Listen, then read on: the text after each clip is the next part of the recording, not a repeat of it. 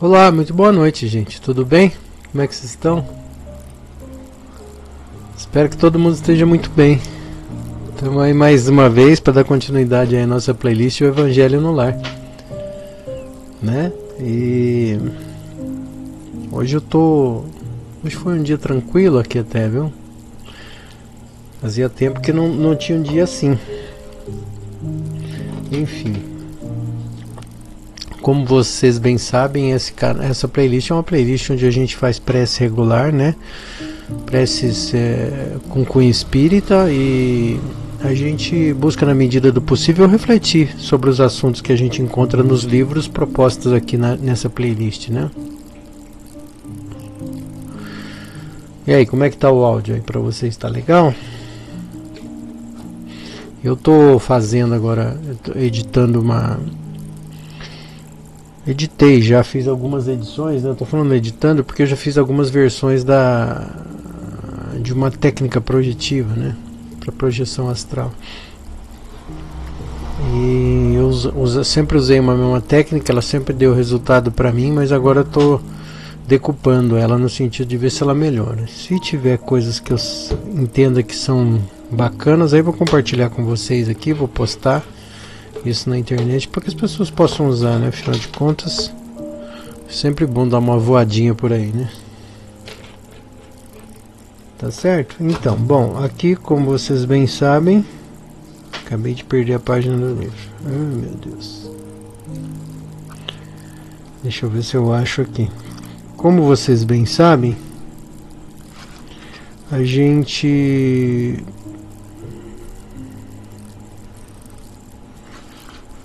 sempre faz a prece aqui, a gente usa 3 livros, né?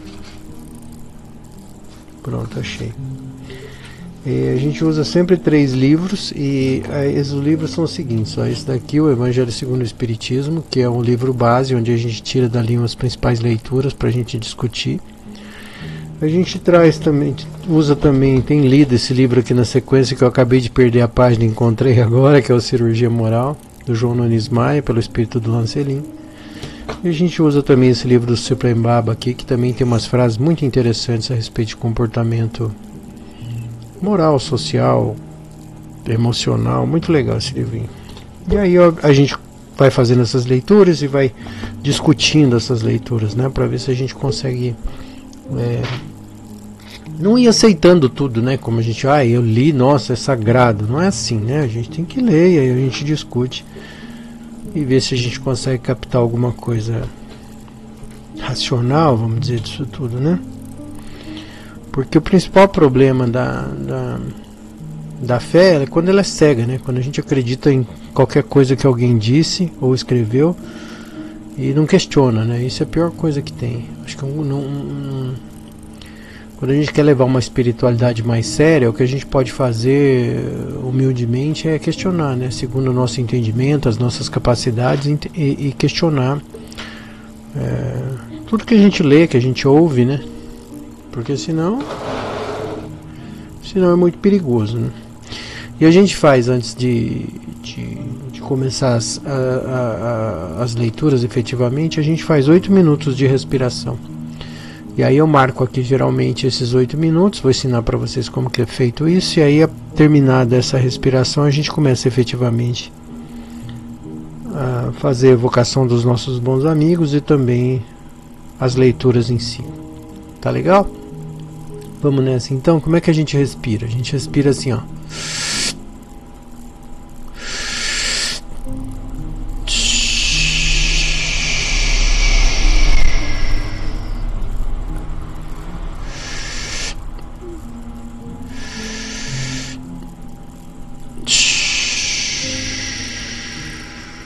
Tá certo? É desse jeito que a gente faz. A gente vai fazer isso por 8 minutos. Eu vou marcar aqui no relógio, enquanto a gente ouve essa música aqui, Dreamland, do John Easton. Vai estar aqui na descrição do vídeo, aqui embaixo. E aí, a partir disso, a gente começa então efetivamente a nossa prece. Tá bom?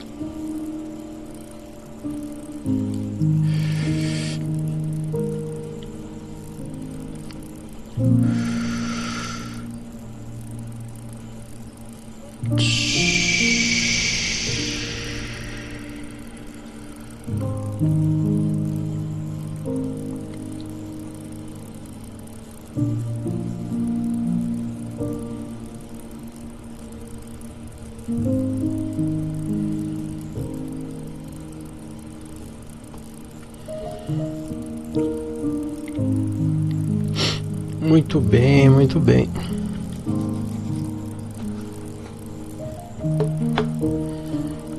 É impressionante como é importante esse primeiro minuto, esses primeiros minutos de respiração, porque realmente parece que assenta tudo, né, onde deveria estar. Maravilhoso. Vou baixar aqui um pouquinho o som, então a gente pode começar aí a nossa prece, e para começar a gente pode faz a evocação dos nossos bons amigos, né?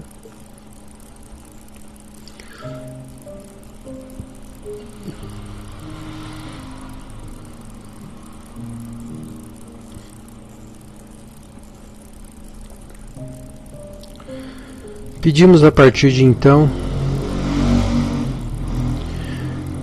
que os bons amigos da boa espiritualidade estejam conosco a partir de agora, orientando os nossos pensamentos e permitindo que nós possamos focar as nossas ideias no que realmente seja importante e positivo para os nossos amigos de um modo geral e todos aqueles a quem nos predispomos a fazer a nossa prece a partir de agora. Possamos gerar uma vibração favorável, cheia de paz, de amor, de harmonia, para que as consciências que estejam a nós conectadas de alguma maneira possam receber essas bênçãos também. Pai, traz-nos a calma do coração, para que as vibrações exaladas por nós sejam as melhores possíveis a partir de agora. E que Jesus, em sua infinita bondade, abençoe a todos nós. Que assim seja. Pai nosso que estais no céu, santificado seja o vosso nome. Venha a nós o vosso reino e seja feita a tua vontade, assim na terra como no céu. O pão nosso cada dia nos dai hoje, perdoa as nossas ofensas, assim como nós perdoamos a quem nos tem ofendido. Não nos deixeis cair em tentação, mas livra-nos do mal, que assim seja, graças a Deus.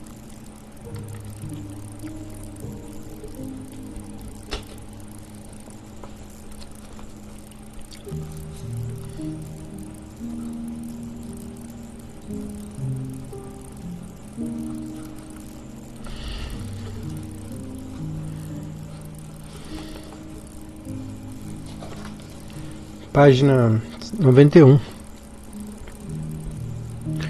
O que é preciso entender por pobres de espírito?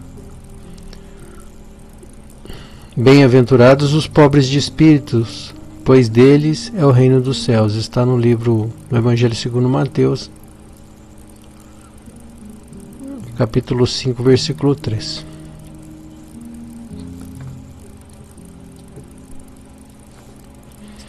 A incredulidade zomba deste ensinamento moral, bem-aventurados os pobres de espírito, como tem zombado de outras afirmativas de Jesus por não as entender. Por pobres de espírito, Jesus não se refere aos homens desprovidos de inteligência, mas sim aos humildes. Ele diz que é deles o reino dos céus, e não dos orgulhosos. Os homens de ciência e de cultura, segundo o mundo, geralmente têm uma opinião tão elevada de si mesmos e de sua superioridade que olham as coisas divinas como desprezíveis para merecer a sua atenção. Preocupados somente com eles mesmos, em suas vaidades, não podem se elevar até Deus. Essa tendência de se acreditarem superiores a tudo e a todos os leva a negar forçosamente o que, estando acima deles, poderia rebaixá-los e a negar até mesmo a divindade. Se consentem em admiti-la, negam-lhe um de seus mais belos dons divinos, a sua ação providencial sobre as coisas deste mundo, convencidos de que só eles já bastam para bem governá-lo. Consideram a sua inteligência como se fosse a medida da inteligência universal, e julgando-se aptos a entender tudo, não creem na possibilidade daquilo que não entendem. E quando opinam sobre alguma coisa, consideram seus julgamentos como definitivos e inapeláveis, ou seja, indiscutíveis.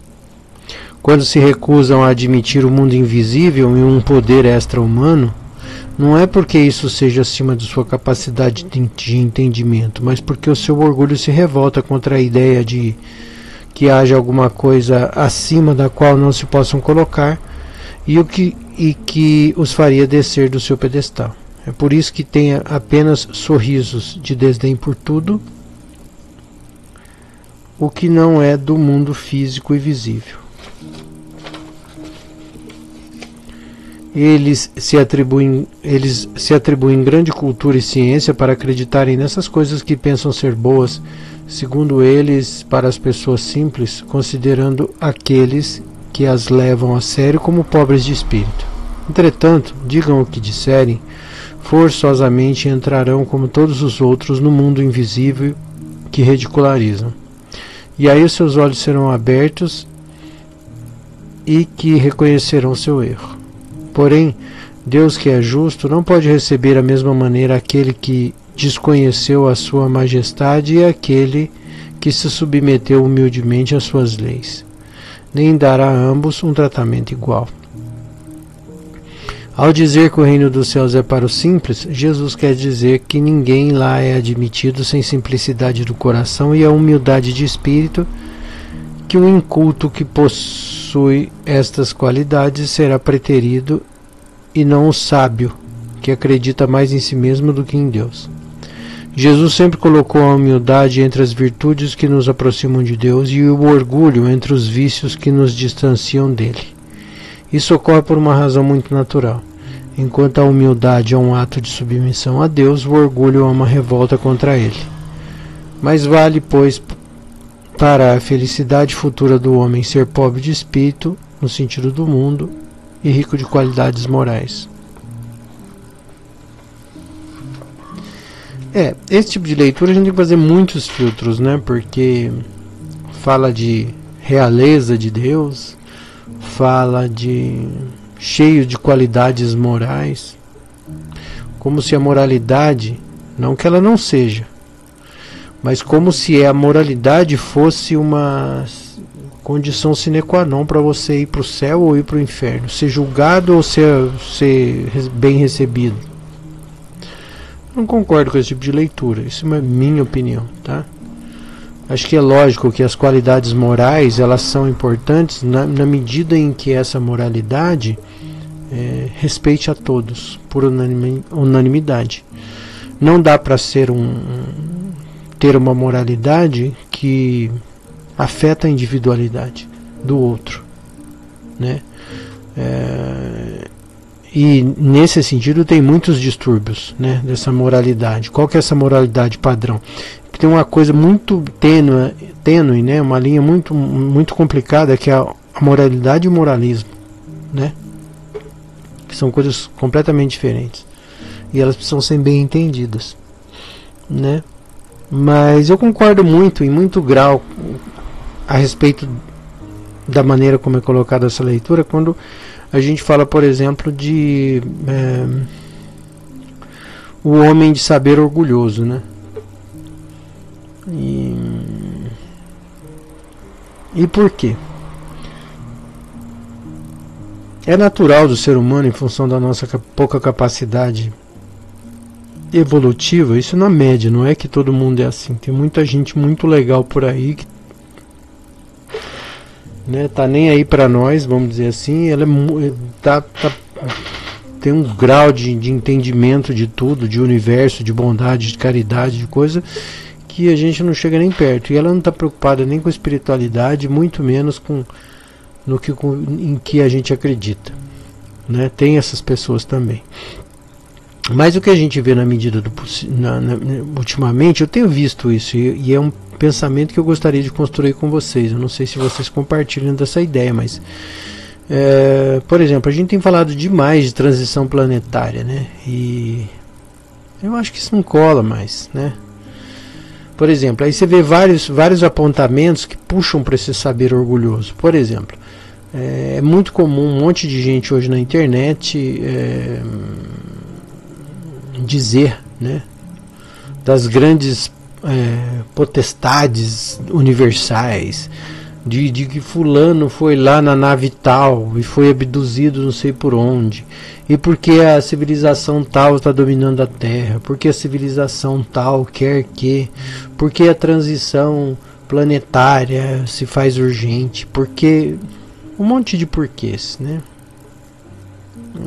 E às vezes o que é simples não afeta essa pessoa, né? Então precisa de algo fantástico. Não que isso não precisava antes, mas sempre foi assim, né? Parece que a geração vigente, independente de qual época a gente esteja falando, a geração vigente, ela sempre tem aquele senso de poder, de orgulho, que vai fazer dela, faz dela a melhor de todas as gerações. E de fato, eu acredito que até tem um pouco de verdade nisso, porque de fato, se a gente evolui, a última geração é sempre a que sabe mais, é sempre que passou por mais experiências e tal, né? E então, no certo sentido, é a mais evoluída. Porém, ela tem também esse orgulho danoso, que é esse orgulho que faz dela achar que ela é a mais capacitada em todos os sentidos. E aí o que faz um indivíduo, né, ignorar o simples, né? Então, por exemplo, a gente tem o Saulo Calderon, eu assisto ele bastante. Ele fala assim, né, às vezes o cara sabe lá da galáxia, né, sei lá, sabe de Andrômeda, mas ele não sabe do encosto que está na casa dele, dentro do quarto dele, que dorme junto com ele, né? Então, assim, todo mundo sabe de tudo, sabe de todas as civilizações, de tudo e tal, mas não sabe do elo perdido. Ele não sabe do elo perdido, ele não sabe de onde veio o ser humano, ele não sabe. Mas ele sabe do que um ser planetário, não sei o que lá da galáxia tal, come, bebe, dorme com quem, né? Por exemplo, se a gente for fazer puxar pela memória, né? Por exemplo, vou dar um exemplo. Por exemplo, na Revolução Industrial, quando a gente tinha todo um sistema maquinário precário ainda, muito precário, a gente achava que com a implementação do maquinário e não sei o que lá, um monte de gente, a fome ia acabar no mundo, porque a facilidade de fabricar comida ia ser tão grande que a fome acabaria. Isso não aconteceu. É um exemplo disso. Então, por exemplo, a gente também, se a gente for pegar aí, sei lá,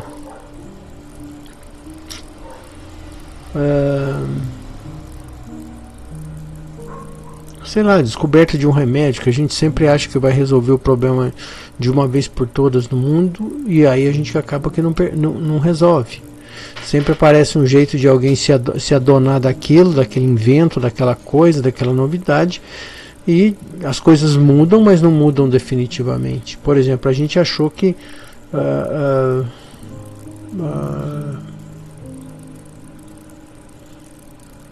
sei lá, por exemplo, se a gente pega a gente vai ter vários exemplos, né? Por exemplo, eu não queria dar exemplo assim, mas por exemplo, acho que o Raul Bopp tem um livro, acho que é o Raul Bopp, que ele escreve que isso é um livro de 70, se não estou enganado, que ele diz que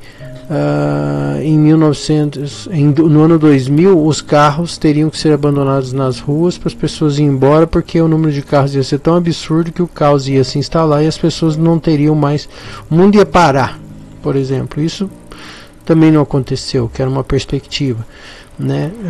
E a gente sempre tem perspectivas de grande transformação. Por exemplo, agora nós estamos vivendo sob a égide agora dessa coisa que está todo mundo dizendo, que a tecnologia vai, que as inteligências artificiais vão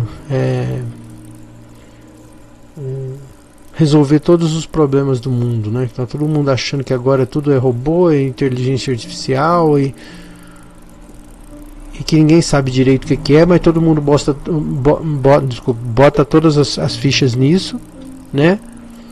Bota todas as fichas nisso e acha que a inteligência artificial vai ser uma revolução, né, terrível, assim, ao ponto de um monte de profissão acabar e não sei o que lá. De certa maneira é verdade, mas não assim na totalidade. Então, assim, a gente sempre tem um advento maravilhoso que vai realmente e não acontece, né?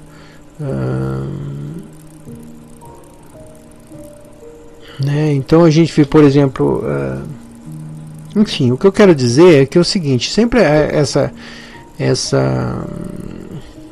geração vigente, independente da época, ela tem sempre uma solução definitiva para alguma coisa. Ela sempre tem por exemplo, no campo da religiosidade, como eu já citei, né? Esse negócio de que os espíritas acreditam mais, né, nessa questão da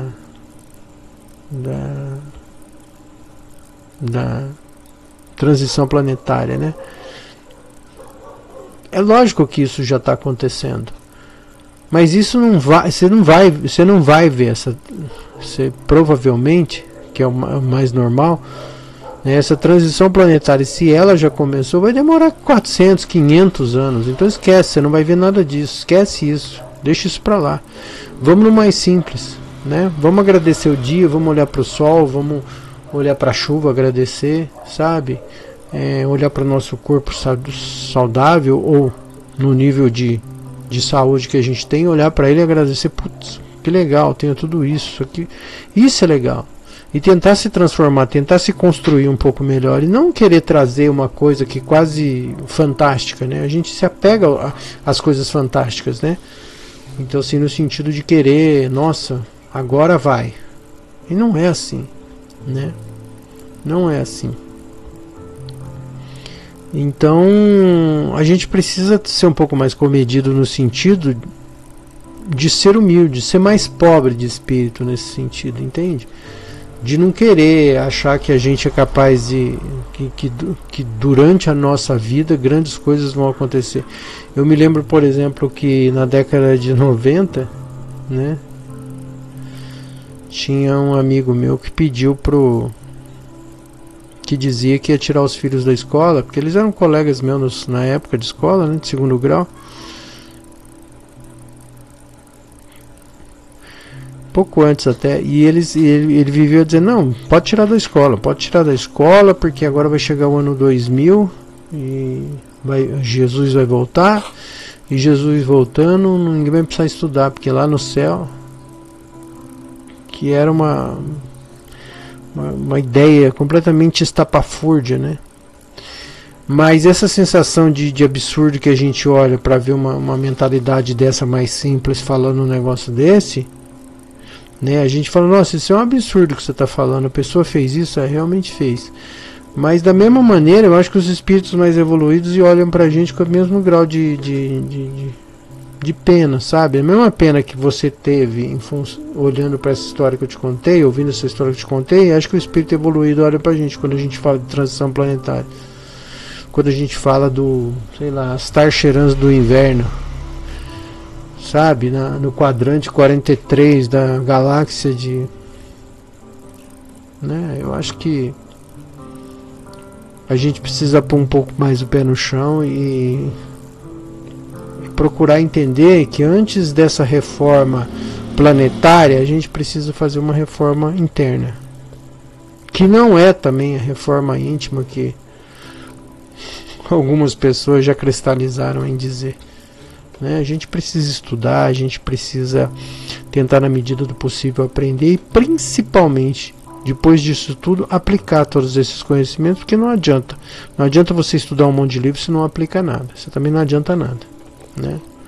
A gente vive no mundo físico, e no mundo físico a gente precisa de atividades físicas, a gente precisa de atitudes físicas, né, que vamos dizer, influenciam o plano físico.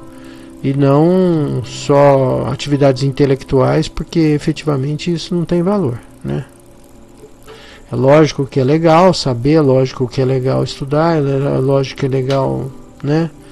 Mas isso não resolve a situação, né? Tem mais valor uma atividade simples, sem tanta erudição, do que às vezes você ler 400 livros e achar que está por cima, quando na verdade você só está acariciando o seu ego e só está sentando no pudim, né? Porque dá trabalho fazer coisas físicas, né? Dá trabalho se envolver com a dor do outro, dá trabalho ser empático, dá trabalho ter que aturar o mau gosto do outro, dá trabalho ter que aturar a má vontade da outra, a cara de, né?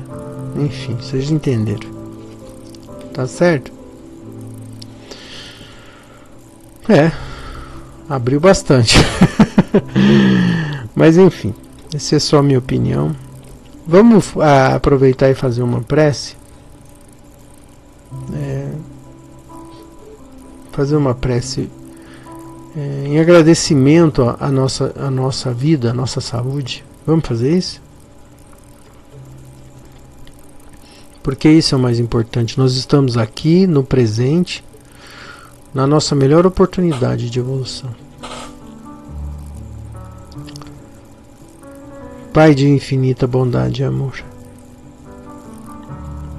estamos aqui pedindo humildemente que vós, os bons espíritos, recebam os nossos agradecimentos pela vida que temos, ainda que nós enfrentemos as dificuldades e os desafios da vida na carne.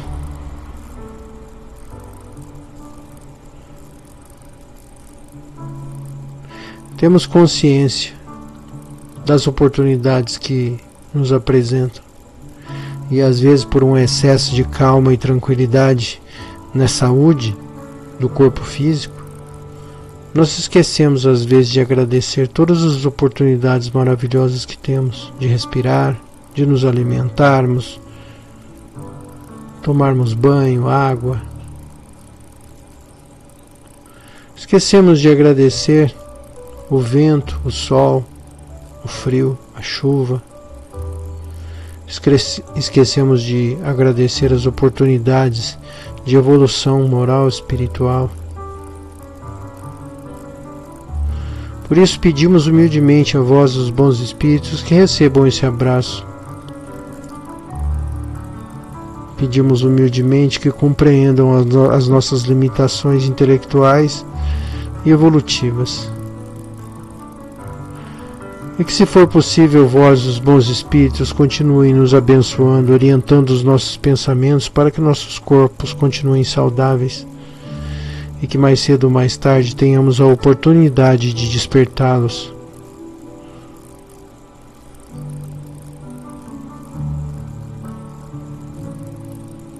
Agradecemos infinitamente a Deus, a Jesus pelas orientações e a vós pela companhia.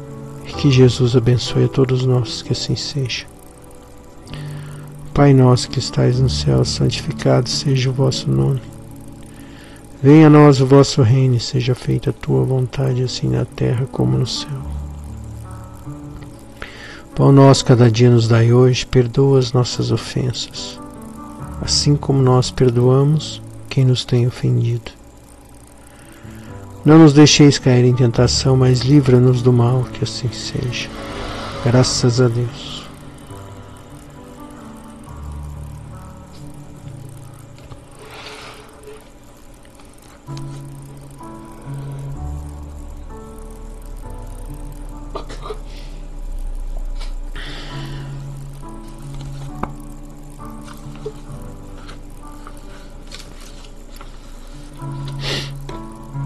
Página 70. Não violentes.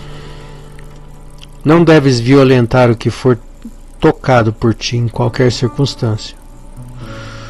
Procure estudar todos os casos com que te defrontam em teus caminhos, pois todos eles têm soluções nas pautas das tuas atividades. Na forja dos teus pensamentos não devem existir agressões. A mente é, pois, um terreno sensível onde os cuidados não podem faltar. Sê parcimonioso nos tratos com as tuas próprias ideias. O campo de força mental é divisível em equações inumeráveis que a própria ciência desconhece na atualidade. Tal sabedoria não passa desapercebida pelos grandes místicos. Eles são familiarizados com a gênese dos pensamentos e das formações das ideias. O que se torna difícil para um iniciante nos corredores da mente, eles alcançam com facilidade, arrancando pela raiz os sentimentos indesejados que por vezes queiram brotar na profundidade do ser.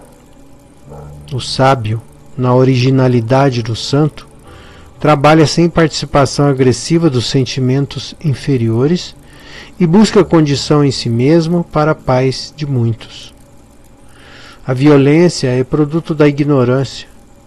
Todo espírito incapacitado para tais ou quais trabalhos internos alia-se à violência, agredindo quem quer que seja, mostrando que tem, sem perceber, o pior.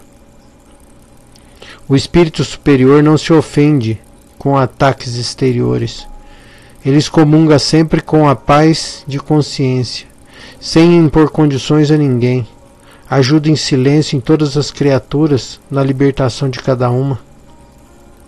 A alma que sem exigências não maltrata a quem quer que seja, conhece a evolução de cada um e de cada coisa, respeitando seus direitos e dando-lhes força para cumprirem seus deveres. O escandaloso é aluno das trevas e veste a roupagem das sombras, de fácil identificação. O ser de bem é educado e faz questão da autodisciplina em todos os seus atos. Procura a vida reta sem agredir os que ainda não salientaram virtudes, sem a algazarra da vaidade e sem a prepotência do orgulho. Quem deseja mostrar aos outros o que é, aquilo que está conquistando de bom, ainda não se cientificou das leis de comportamento, porque quem prega a própria conquista na realidade duvida dela. A quem já alcançou a graça do perdão, basta viver perdoando, sem pensar em anunciar isso, porque a natureza se encarrega do reconhecimento, e Deus sabe ler em silêncio o que cada um está fazendo na vida. A mentira que forjamos sobre as nossas falsas virtudes nos deixa um saldo de inquietação, frustrando o nosso comportamento. Jesus já dizia que a vossa mão esquerda não saiba o que faz a vossa mão direita. Nas linhas da iniciação cristã, somente quem não compreende são os cegos e os surdos de entendimento. Não violentes o teu companheiro impondo a ele as tuas ideias. O exemplo é a escola suave que modela a fraternidade de acordo com a criatura e o silêncio. De acordo com a criatura e o silêncio agrada a todos, quando é aproveitado com amor. A agressividade nasce dos distúrbios dos sentimentos e da desarmonia do coração. Sê benevolente e manso, cordial e prestativo, que vestirás a roupagem da paz, distribuída pelas leis de Deus, que palpitam no coração do universo. Eu estava pensando aqui, né, nesses últimos trechos da leitura, e aí estava pensando, né, tudo na natureza ele é pacífico, né? Mas não significa que na natureza não se tenham coisas violentamente contundentes, fortes, poderosas. né? Uma coisa é você ser pacífico, outra coisa é você ser inerte, né? Por exemplo, se a gente imagina, por exemplo, a raiz de uma árvore, por exemplo, ela vai ali quietinha, não sei o que lá, ninguém nota ela. Quando vê, ela derrubou o muro. Quando vê, ela derrubou a ponte. Se a gente vê, por exemplo, a mesma brisa que refresca, né? Que ajuda a semear o pólen pelas plantas e as sementes pelo campo, também é aquela que, quando em momento de fúria, também causa grande destruição. Mas sem grandes alardes, né? Sem grandes alardes. Então a gente precisa, na medida do possível, compreender que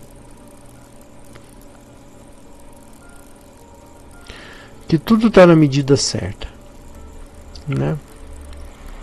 E que não sejamos nós os responsáveis pelos escândalos, né? Pelos escândalos que desagregam, que destroem, que desrespeitam, né? Que a gente possa, na medida do possível, contribuir da melhor maneira possível para que o melhor aconteça sempre. Vamos fazer uma prece agora, pedindo para que os bons espíritos venham de encontro às nossas necessidades, que nos ajudem a compreender a dificuldade do nosso próximo e que possam trazer luz às nossas dificuldades, aos nossos problemas, para que nós possamos resolvê-los da melhor maneira possível. Vamos lá? Pai de infinita bondade e amor, pedimos a partir de agora que vós, os bons espíritos, possam abençoar as nossas vidas terrenas, porque a verdadeira vida é espiritual. E dentro dessa vida terrena nós enfrentamos as dificuldades de saúde, de às vezes falta de dinheiro, às vezes falta de paciência, às vezes falta de empatia.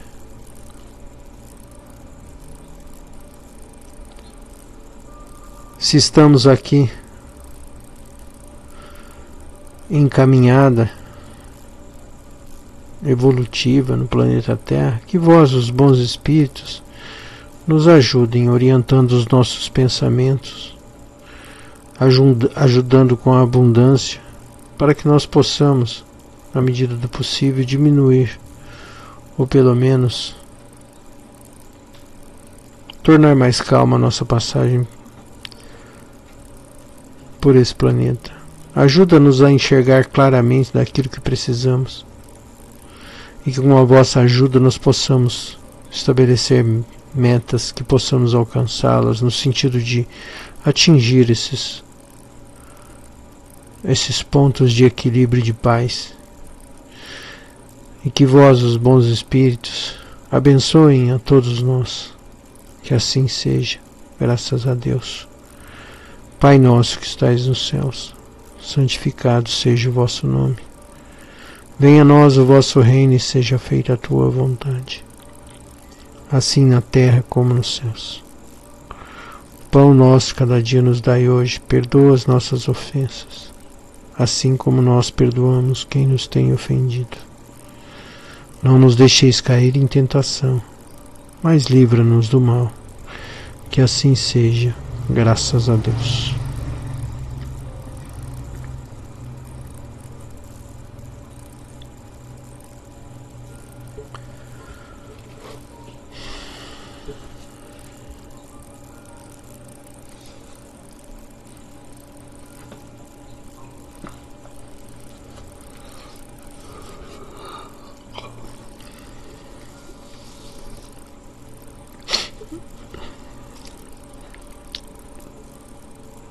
126. Espiritualidade e família.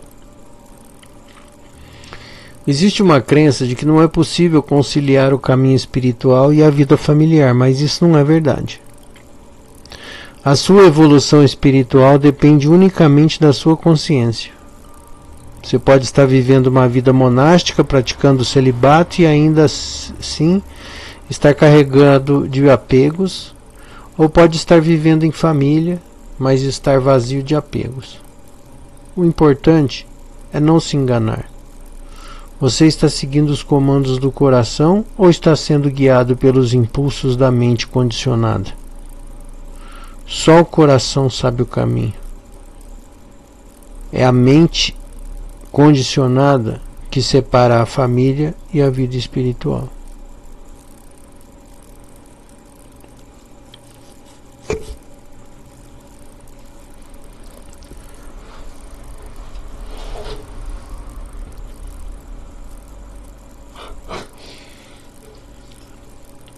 Que eu poderia dizer, né?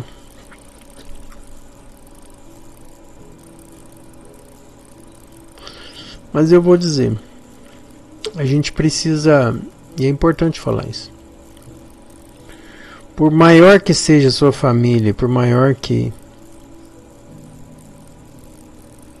sejam as suas relações sociais, você tem que ter certeza de uma coisa: você vai morrer sozinho ou sozinha, não importa. Na hora do vamos ver mesmo, você vai estar sozinho ou sozinho.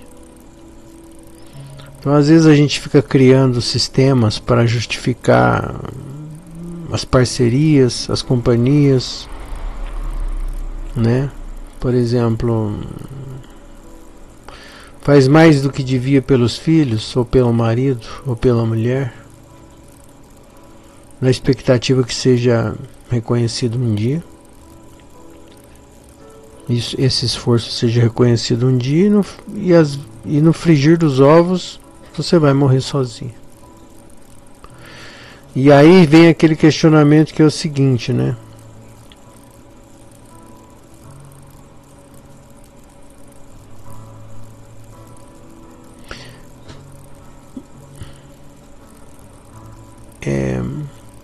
Não seria melhor ter seguido o coração? Ter feito as coisas que fariam sentido para o teu coração, para você mesmo?